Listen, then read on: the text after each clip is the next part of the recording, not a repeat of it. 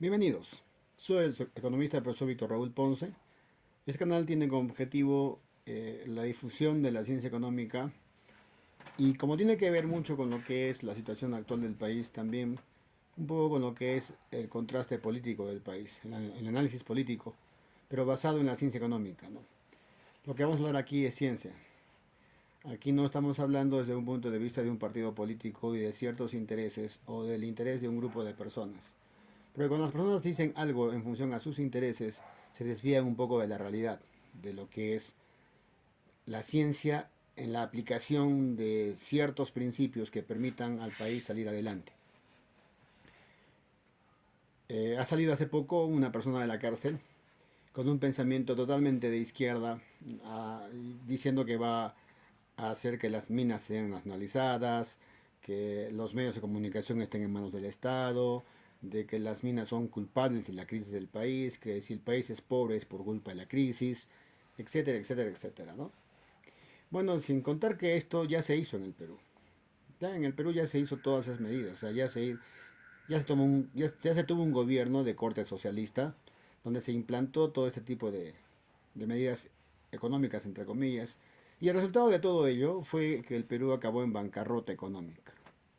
Ya, o sea, el Perú quedó en bancarrota. En el año 90 el Perú estaba en bancarrota.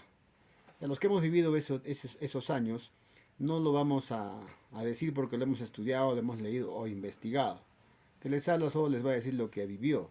En otras palabras, esto sería más o menos un testimonio de lo que yo vivía en aquellos años y que hoy día puedo contarles a las nuevas generaciones que en las universidades y en los colegios no se dice. Será porque cuando capturan a Abimael Guzmán, él dice, podrán tener mi cuerpo, encerrar mi cuerpo, pero no mi mente. Y así que va a empezar la batalla ideológica, la guerra ideológica, la guerra de las ideas. ¿Y saben que Abimael Guzmán ganó esa batalla de largo? ¿Sí? Porque se tomaron los sindicatos en profesores de las universidades, catedráticos, de trabajadores, los gremios, etcétera. Todo está en manos de la izquierda. Entonces, a través de los años, como estos sindicatos de profesores, que son los que se encargan de transmitir el conocimiento a nuestros jóvenes, son de ese grupo, entonces no han transmitido nada de eso. De tal suerte que nuestros chicos de ahora ignoran todo lo que se vivió en los años 80. En los años 80, para empezar, había crisis económica. El Perú estaba en bancarrota. Hablemos de tres indicadores fundamentales. Inflación. En el Perú no había inflación, jóvenes. Había hiperinflación. El otro indicador, crecimiento económico. En el Perú no había crecimiento económico. Al contrario, había recesión. O sea, la economía se iba cayendo. Lejos de crecer, se decrecía. Ya. Otro fenómeno, el empleo. En el Perú no había trabajo. Cualquiera que ha vivido esa época sabe lo que eras, era o es no tener trabajo. Salir a la calle y buscar trabajo días y días y no encontrar nada. Regresar a tu casa con las manos vacías. Lo que sentí un padre de familia, una madre de familia en aquellos años era terrible. No había trabajo. Hoy en día hay trabajo. Un día cualquiera sale y si no te gusta te vas, buscas otro trabajo. Empleo hay. En ese tiempo no había empleo. El otro tema, seguridad, la paz social. ¿Sí? Ahora nos quejamos de la inseguridad ciudadana, de la violencia, ¿cierto? Pero en aquellos años no solamente no había eso, sino había terrorismo. ¿Y qué era terrorismo? Puede ser, era un grupo político de izquierda que querían hacer la revolución. Querían tomar el poder, pero la idea era tomarlo el poder bajo las armas. Y para eso se inició una guerra, ¿no? Una guerra contra el Estado peruano. Y se comenzaron bajando torres de alta tensión, de tal manera que dejaban las ciudades completamente a oscuras. Totalmente a oscuras.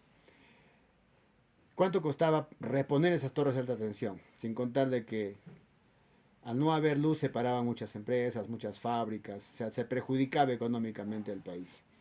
Hoy en día tú no tienes ni idea de lo que es un corte de luz. ¿Ya? En esos años era ya cotidiano, era cosa de todos los días. Como se había declarado esta guerra armada, estos guerrilleros terroristas, estos terroristas emboscaban militares, policías, autoridades políticas y los mataban, ¿sí?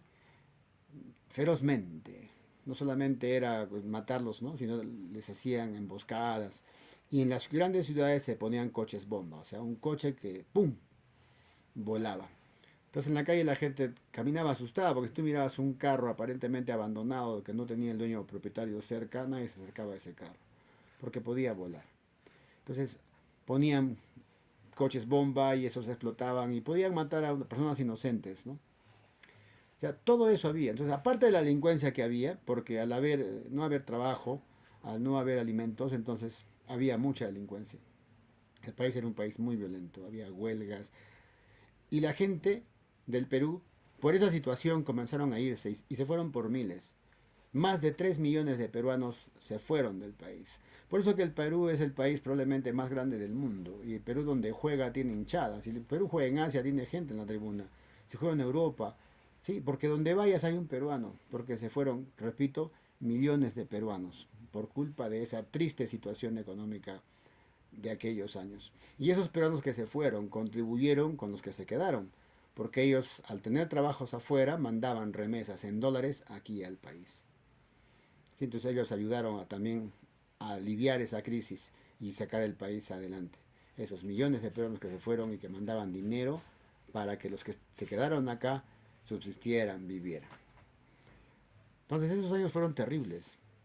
No había trabajo, había violencia, no había, o sea, todas las cosas desaparecieron de los mercados, no había arroz, azúcar, leche. Te podías pasar una mañana buscando arroz y no conseguías. Había que madrugar para comprar un poco de pan. Si hablamos de la infraestructura, pues las carreteras eran puro cráter, puro hueco. Sí, lo que ahora ven una hermosa alfombra en toda la Panamericana, en ese tiempo era historia eso. Sí, entonces el Perú no es pues lo que hoy en día te dicen, ¿no? El Perú hoy en día, jóvenes, es flores a lo que era los años 80. Ni siquiera los grupos de moda podían venir al Perú. Nadie quería venir al Perú. Los grandes grupos que venían a Latinoamérica se iban a Chile, Argentina, Brasil.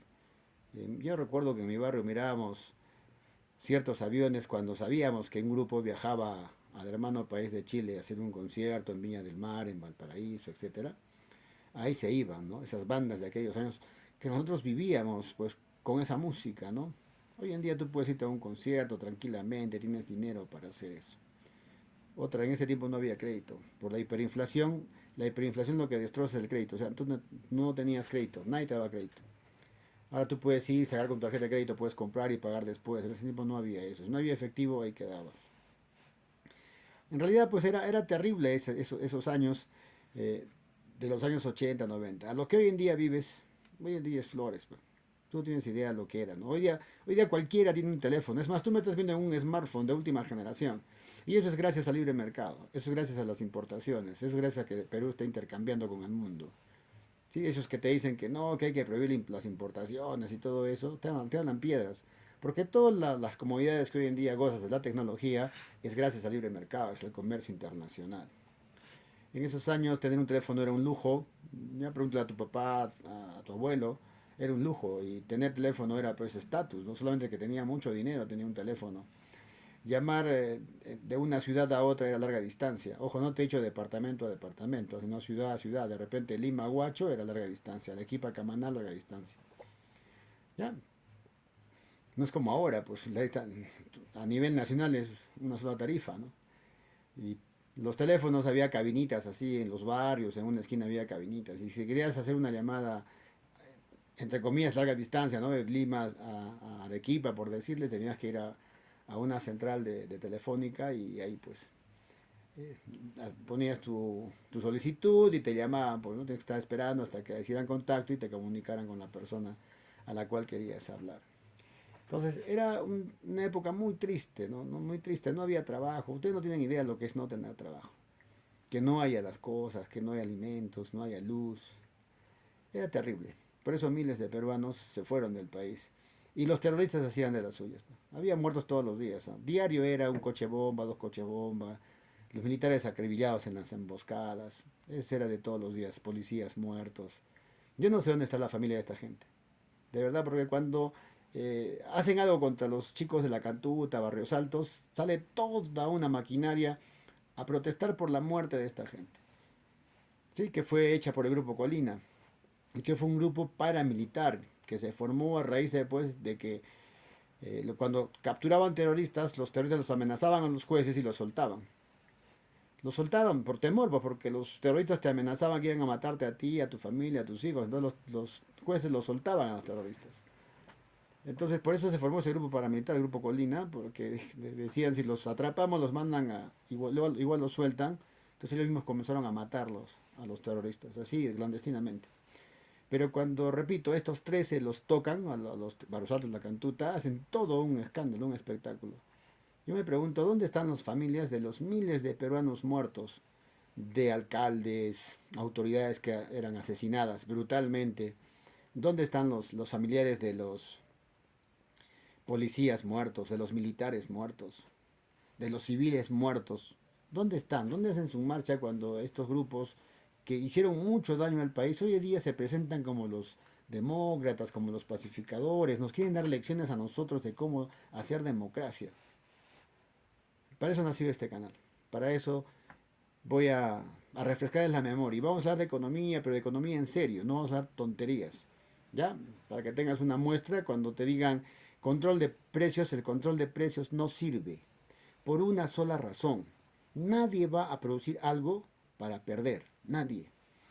Te voy a poner un ejemplo, Doma. Supongamos que el gobierno te dice, tú no puedes vender el pan, ¿sí? Más allá de 5 por un sol. O sea, tú debes vender 5 por un sol, o sea, 20 céntimos cada pan.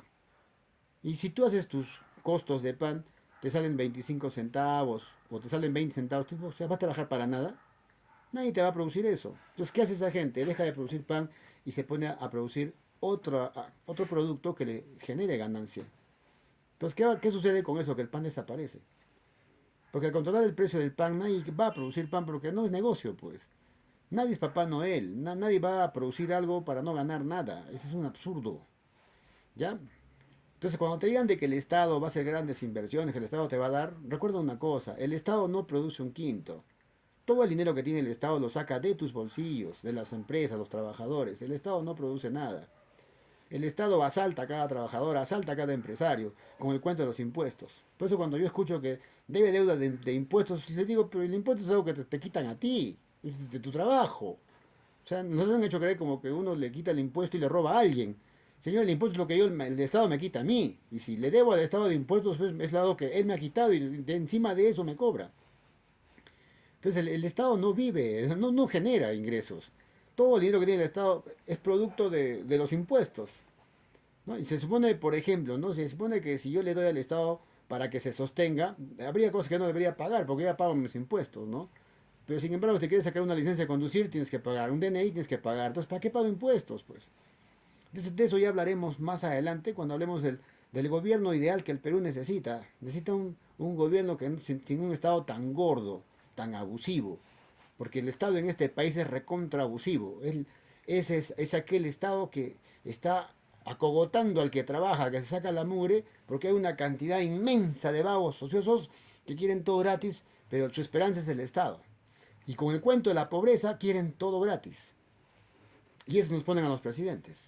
Esos son los que nos eligen a estos personajes que son totalmente incapaces. Vamos a hablar también en otro video acerca de la capacidad que tiene una persona para gobernar. Porque hay gente que es totalmente incapaz. Cualquier persona sabe que para manejar hasta el mínimo negocio se necesita preparación. Pero acá elegimos un tipo totalmente neófito en economía y lo ponemos de presidente de la República, ¿no? Los ponemos de alcaldes, presidentes regionales, y aquí entran a robar. Ya hablaremos que en el Perú el peor problema que ha habido en todo este tiempo, de todas las historias desde que yo la conozco, es la corrupción. Cada gobierno que intenta robar, y en el Perú la corrupción es pan de todos los días. El peruano vive con la corrupción, comulga con él. ¿Ya? Entonces, el problema del Perú no está en el modelo económico. El problema del Perú radica en la corrupción. En eso sí es verdad. Sea de derecha o de izquierda, igualito entran a robar. Y con el cuento del pobrecito, ¿no? Es lo más triste, ¿no? El cholo del Perú profundo, ¿no? Mis hermanos, mis cholos, me acuerdo que decía un candidato y que después fue presidente. ¿A qué se dedicó? Se dedicó a robar. Ellos que te pintan que son del pueblo, ¿no? Son peores, pues. Bueno, ya hablaremos de eso más adelante. Entonces, si te gusta este tipo de contenido, apóyame con un like y comparte con tus amigos, porque es momento que se difunda el pensamiento económico de libre mercado.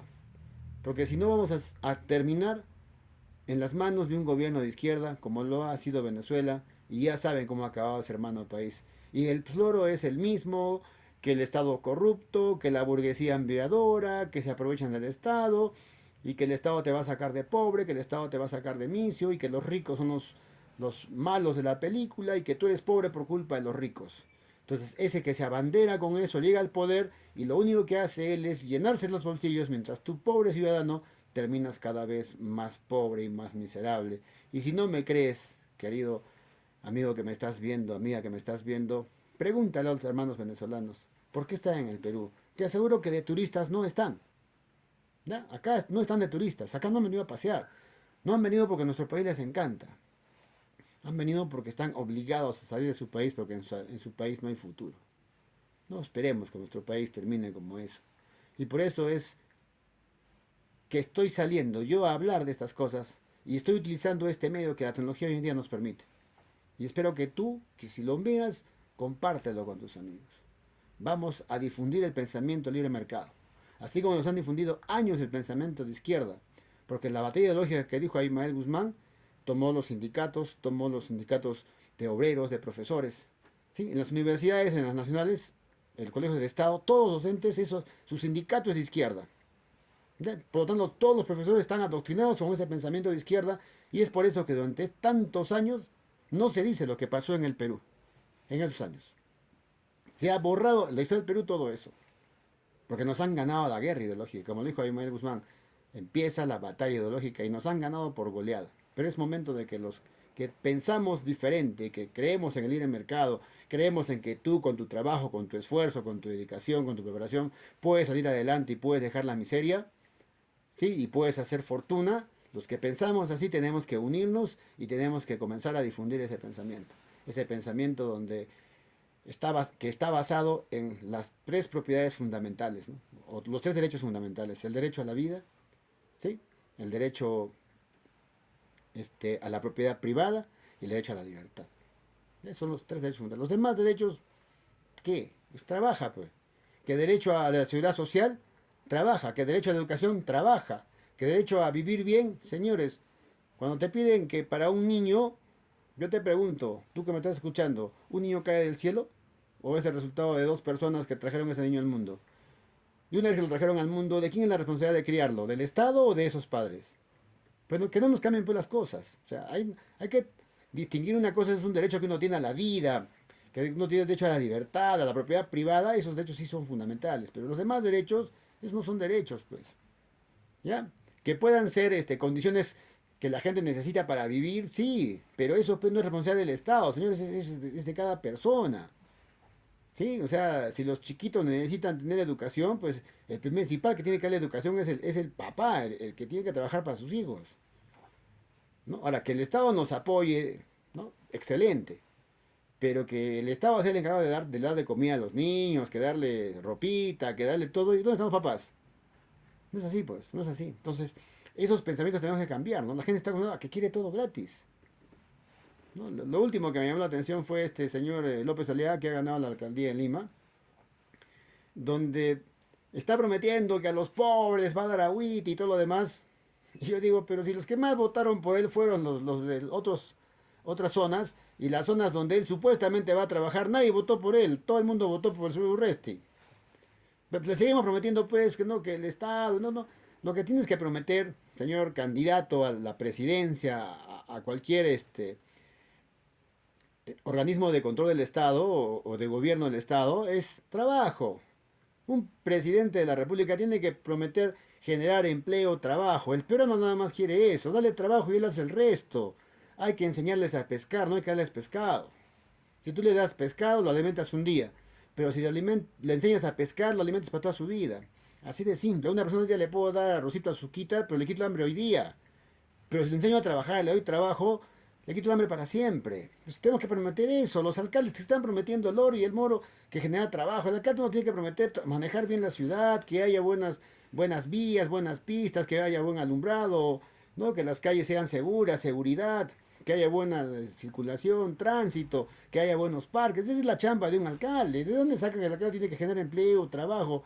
Yo le escucho al señor eh, Rafael López Aliaga, que es un connotado empresario y yo lo respeto por eso y también lo admiro porque yo no envidio a un empresario como muchos. O sea, yo admiro a la gente que ha hecho dinero con su esfuerzo, con su trabajo. Para nada los envidio ni les tengo cólera, al contrario los tengo que admirar y decir ojalá, pucha, que todos podamos ser así, ¿no? Pero no tienes que prometer, pues, como alcalde que vas a hacer, pues, el maravillas con la gente, ¿no? La alcaldía tiene una función y la función del gobierno tiene otra. Y la gente tiene que aprender que tenemos que elegir gente preparada para el gobierno, gente que esté preparada para gobernar. Queremos un presidente que sepa pues de economía, de gestión, de administración, de negocios, importaciones, exportaciones, de producción, para que genere. Pues si no, ¿qué vas a generar? No que la gente cree que elegir un presidente, no importa lo que sea, ya en el camino te iluminas. No se tiene la idea de que cuando votan, en el voto le estamos entregando una porción de inteligencia al presidente. O sea, no importa que ese tipo sea un inútil, ¿no? Porque cuando lo elijamos, o sea, por arte de magia, cuando le den su banda presidencial, le vamos a incluir ahí una tonelada de conocimientos. No es así, no es así. O sea, tenemos que aprender a elegir. ¿Y saben por qué sucede eso? Porque la gente, como no conoce de economía, piensa pues que economía puede hacerlo cualquiera y no tiene la dimensión de lo que significa elegir a presidentes neófitos en economía, porque eso, ¿qué nos va a garantizar? Que cada vez estemos peor. Si el Perú eligiera bien a autoridades con conocimiento, preparadas y sobre todo honestas, el Perú podría ser un país en vías de desarrollo, ya hubiera sido un país pues del primer mundo. Pero como elegimos por elegir y no nos importa a quién pongamos, ese es el resultado. Es como, yo lo comparo como que tú tienes un enfermo en casa y le das a cualquiera que pasa por la calle le dices que lo cure, ¿no? Porque tiene la esperanza que te cure. Así no sea médico, no importa, pero algo sabrá, pues, algo hará para que lo cure. No es así. Si queremos salir de la pobreza, como país, como nación, debemos primero fajarnos todos, pero tenemos que poner gente preparada y honesta, pues. Pero acá no ponemos a un candidato y así haga las cosas que haga, lo seguimos apoyando. Se está robando nuestra nariz y seguimos apoyando, seguimos. Leamos un poquito, ¿no? O sea, yo puedo apoyar a un candidato, pero a la primera que robe se va al diablo. A la primera que haga algo que está en contra de lo que tú crees, debes simplemente desaforarlo, o sea, sacarlo del cargo. O sea, te están robando en tu cara, pero con el cuento de que robó el otro, ay, pues yo también puedo robar. Pues. Entonces así mejor no hagamos nada, pero robemos todo. ¿Ok? Bien, nos vemos en el próximo video y muchas gracias. Y ya sabes, ayúdame con un like y comparte el video. Hasta la próxima.